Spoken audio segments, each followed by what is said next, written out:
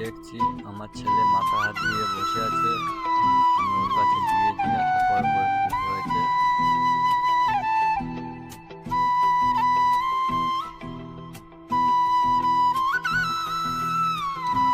সাকিব, কি হয়েছে তোমার? কি হয়েছে জোরে বলো। কেন ভালো লাগে না? ডাকেন, মন খারাপ? কি হচ্ছে কি? হুম? কেউ চিন্তা করছো? তাহলে তাহলে এরকম মনটা খারাপ কেন? এমনি কি হয়েছে বলো আমার সামনে। মাথা হাত দিয়ে বসে আছো। হুম, কিছু হয়নি? তাহলে মাথার থেকে হাত লাগিয়ে বলতে বলতে ভালো হয়ে বসো।